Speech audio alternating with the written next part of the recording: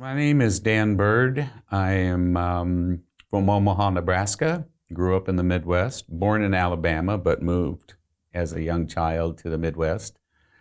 And that's where I started out, so no Southern accent. Well, I wrote the book, Waking Up in the Spiritual Age, as kind of an accident. I had been interested in spiritual topics my whole life, but didn't have anyone to talk to about. No one really to share ideas. I was kind of on my own in a small town in the Midwest of the United States. And I did find some books here and there that kind of talked about the topic, and those were helpful, but I didn't have anybody to talk to. And recently, within the last few years, I was led to a psychic who did a reading for me and told me that I had a lot of ideas and things inside that I need to bring out. And so she said, would you consider doing a journal? You should do a journal every day and just let things flow. Well, I immediately started that because I'm fairly fast typer, and so the ideas could come pretty quick. And as I typed, I began to realize there were ideas kind of coming through me that were not necessarily my ideas, if you make sense out of that. Some of the ideas that came through seemed to be using some words that I don't normally use, some syntax that wouldn't be from my normal way of talking. And as I went back and reread it, I saw there were actually ideas fully formed that I did not realize were there. At that point, I thought there's something more going on than me simply keeping a journal. I'm getting input from somewhere.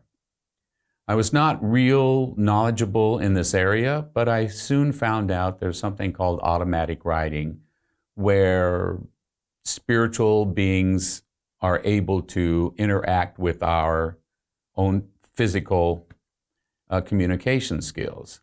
And I was starting to sort of download ideas through them.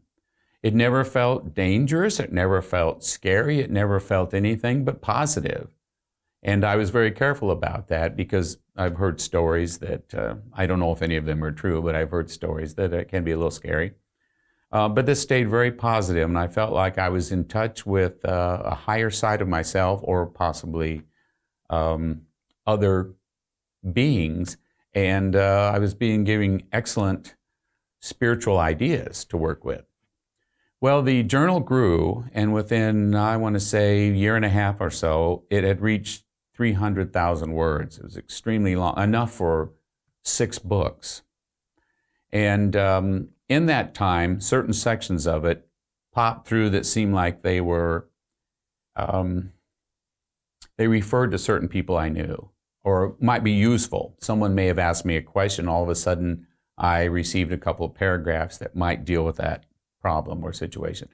So I started sending out sections of it to certain people, just to say, I got this, see if it makes sense to you. And I got very strong positive feedback from them. And this went on for a little while, and then I started getting a push from friends of mine or my family, anyone that would read it, that it should be put into some kind of a book form. You need to create a book to show that there's more going on than what we think, because it's not a real common topic in the Midwest of the United States, though there are plenty of people sort of awakening now. The topic of the book is really dealing with the awakening of people throughout the world to spirituality, to understanding that there is more to life than the simple physical 3D world that we're so accustomed to. And more people seem to be awakening in this time in history. And for those people, many people are well developed along that road, because I believe that everyone is on that path to total spiritual enlightenment eventually. We'll all get there. Some people are at different places on that path. And the truth is, it doesn't matter where we're at on the path, we will all get there. I looked at the journal, I thought about it, I created the book, As I was creating the book, I was getting strong indications of what the topic should be. It really should be aimed at those brand new folks who are just experiencing the first bits of awakening. Those folks who maybe were feeling something, noticing some things, but they weren't sure what they were all about, what they meant, coincidences that were just really surprising. Hearing a song that your friend who had passed away the year before loved, and you were just thinking of that person, and the song comes on the radio and you hadn't heard it for years. Those kind of things can be strong indicators of something happening and an awakening. And once we're sort of aware of that, it makes a big difference to noticing those things. And so the book is really aimed at those kind of folks that are, maybe they don't have anybody to talk to about this, and they wonder, is there something strange about me? Am I not quite right here? I keep feeling like there's people around, they just get these unusual feelings. And the book is aimed at those folks to let them know, first of all, they're totally normal. Second of all, there's nothing wrong with anything that's happening with them. They're totally safe. And to understand it, that this is a normal thing that happens to everybody. Some people really will try to ignore it and push it out of the way as though it's not happening. But in most cases, I shouldn't say in most cases, in many cases, they will come around and realize, oh, there's something going on here. Anyway, I feel like this is really changing and coming out strongly now at this time in our history. Some other signs that may occur around you can be anything from seeing somebody, say, a half a block away, walking away from you, and just something about the way they walk, or their clothing, or their image just really strikes you and reminds you of somebody who has passed on. That's something that may be a sign meant for you to be thinking about that person because they're thinking about you. One of the classic signs is finding things. Two of the things that I hear about all the time are finding white feathers, very strong indicator that there's a connection with a spiritual being of some kind connecting with. Usually they say that's your guardian angel. Or finding a penny or a quarter or any coin, I guess, is often a connection with something. And what that's telling you, not always very specific, is telling you to open up, be aware, just, keep your eyes open to see what's going on. Like I mentioned earlier, music is a very strong indicator. You'll catch songs that you didn't expect or that'll have a meaning, or very often you'll hear lyrics that just nail down possibly an answer to a question or a problem you had. A song will come on and you weren't paying attention, and then it gets to the second verse. And there are some lyrics there that may fit the exact scenario you're working with. You thought, how am I going to do this? And the answer is right there. Those things happen far more often than we realize. And once you sort of awaken, you start seeing those things right in front of you. And of course, classic cases like you're thinking of a friend you haven't talked to in a long time, and suddenly you get an email from them, or you get a Facebook message from them, or a phone call. Those things happen quite often. The key, I guess, is to kind of keeping your eyes open, your ears open, because things will pop up when you don't expect it.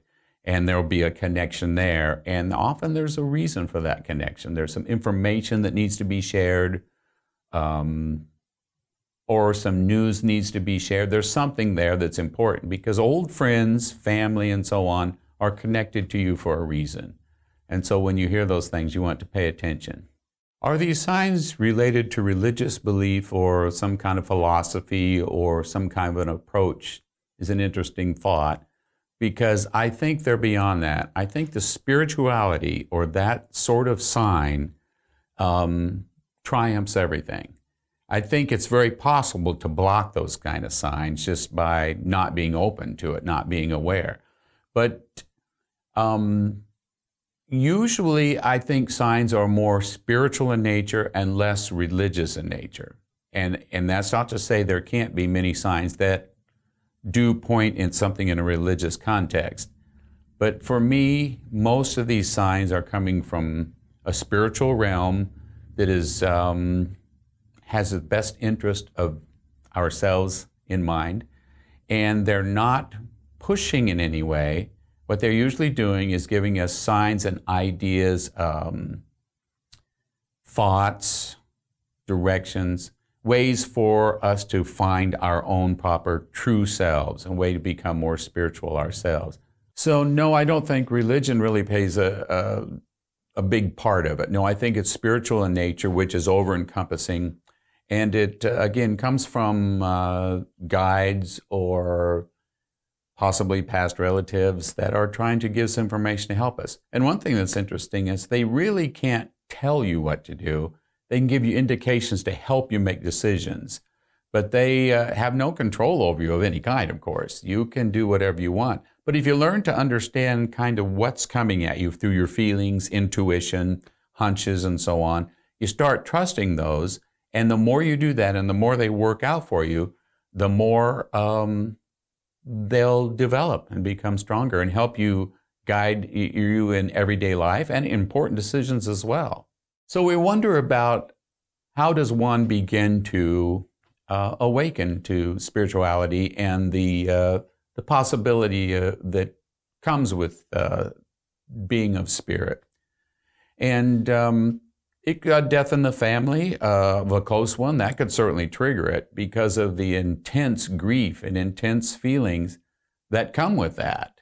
And especially if you don't have a spiritual background and you don't know or don't have a feeling for what happens to that person after they pass, it may be devastating to you.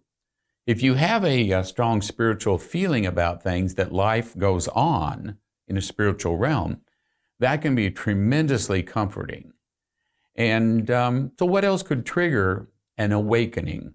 It can be anything from smelling some perfume that maybe your mother wore back in the time, smelling certain foods. Smell is a very strong one. Seeing a certain view. You look, you're doing a little traveling, you look out at something and something triggers. A word someone says, that's almost limitless what can trigger and get you started. Usually 2 or 3 things happen kind of close together or in a row that get you thinking about it, and then you'll notice one and then another and another. And those things might trigger a strong interest.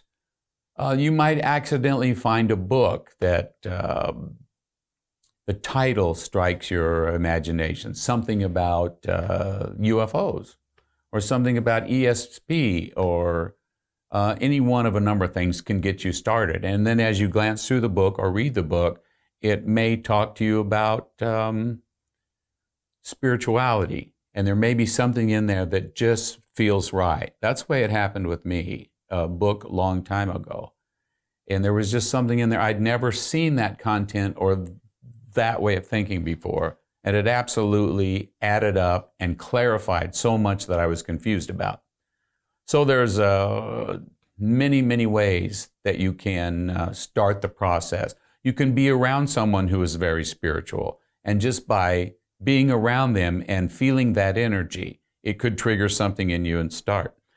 I once had a psychic tell me that the awakening process in people is often determined before they're born.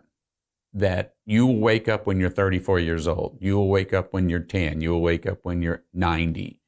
And sometimes there's not an age exactly, but you have to go through, this has to do with a plan that's made before you're born.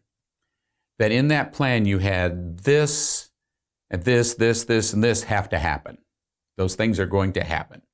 And after those all happen, then you're going to wake up. That's the time for you to start to wake up. And that's quite common. And I think that's probably true. So it's hard to say what will trigger it for sure. Usually it's a time element and a series of things that have happened. You can't force it though. For example, if I met someone who was not interested in this at all, and I said, well, it's time for you to be waking up. Let's talk about this and let's see what we can do. If it's not their time, they are not going to be interested. It won't work. So when your time comes, it kind of comes. And I think more and more are are waking up now. It seems like neighbors of mine that I didn't know were interested in these sort of topics. When my book came out, and some of them related to me that this is what I've been thinking. This is right. This feels good. I was very surprised by how many people around me, family and friends and so on, found it to be true for them. So that part is, I think, important. So you have someone who gets lots of messages. They're getting signs left and right. And they try to ignore them, but after a while, there's just kind of overwhelming. There's so many messages from somebody that has maybe passed recently. It can be very strong. And they don't want to admit it. They want to ignore it because they just don't believe it. They don't feel this is right. That can be coming from the other side. They could be really wanting to communicate, but the person that's earthbound may not be ready for that, may not be quite prepared for it. And their background may not make that possible at this point. They could have strong religious beliefs and so on. And if that happens, there's not a lot you can do about it. You can certainly talk to them, and if they say to you, this is happening, this happened, and you can try to explain what you can, and they're just not going to see it, most likely. Then again, you could trigger something in them that works.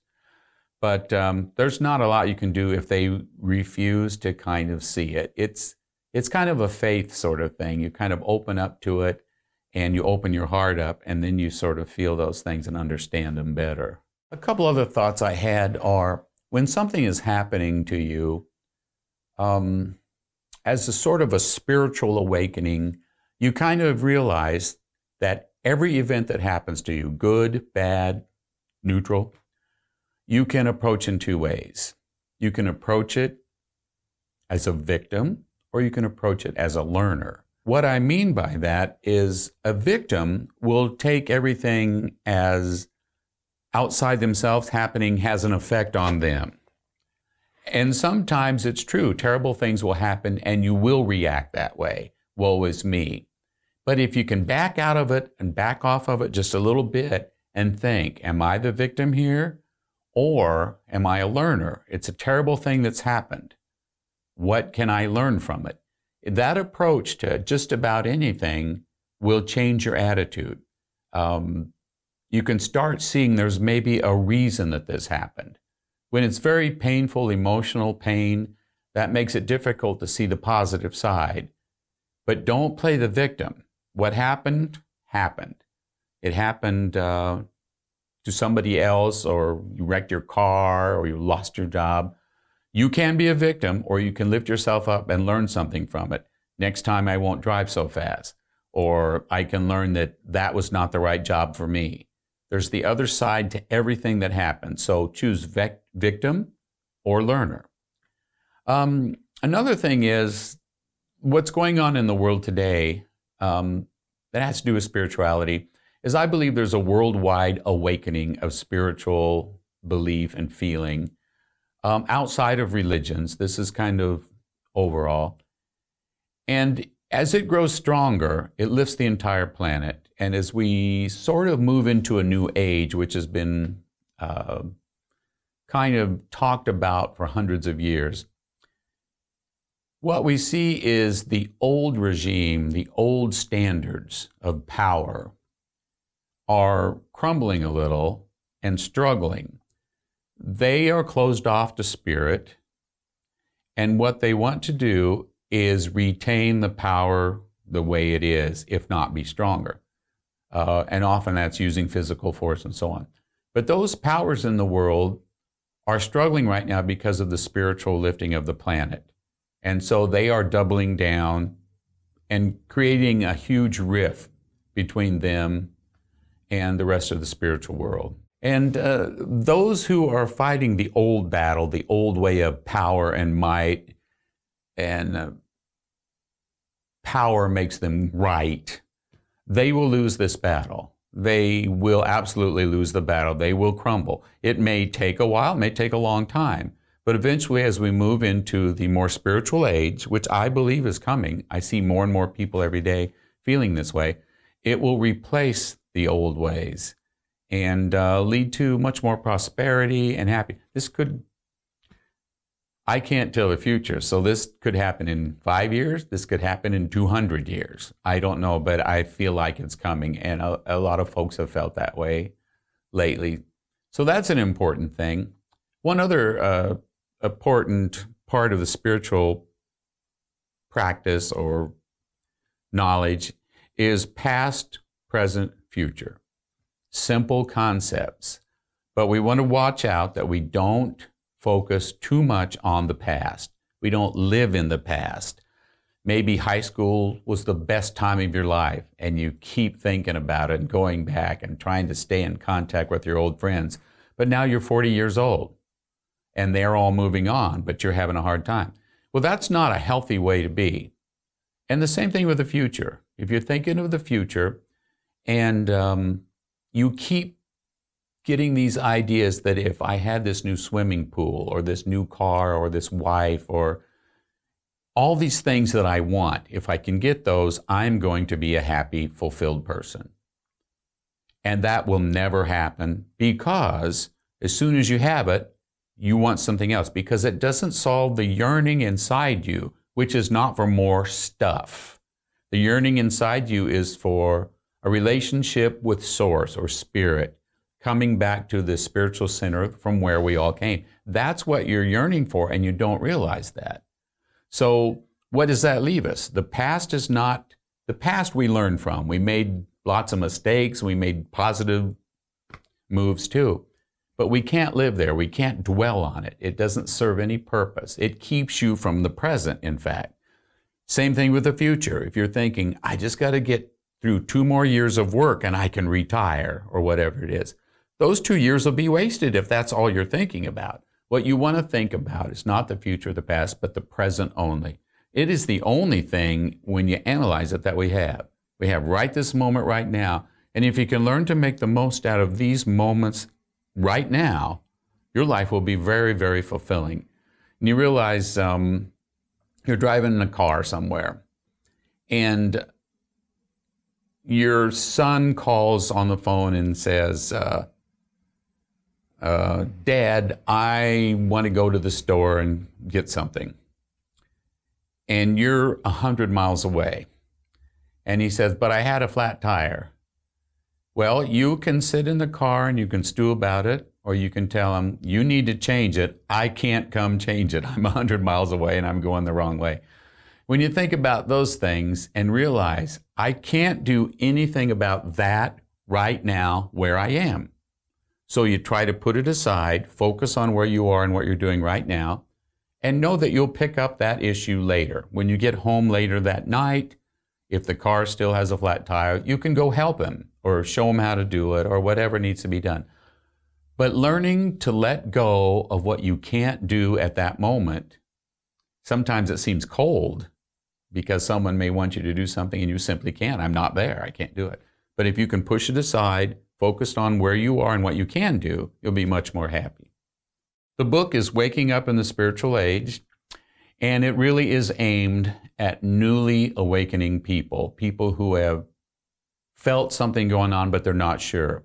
It's a gentle introduction into it, and it doesn't use a lot of high-level jargon, and it doesn't give you a lot of high-level thinking.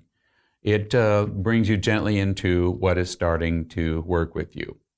If you would like more information or to read one of the many essays I have on spiritual topics, you can visit my website, which is www.wakinguptospirit.com. I'm also on Facebook, and you can visit my webpage, danbirdmusic.com, as well for other information.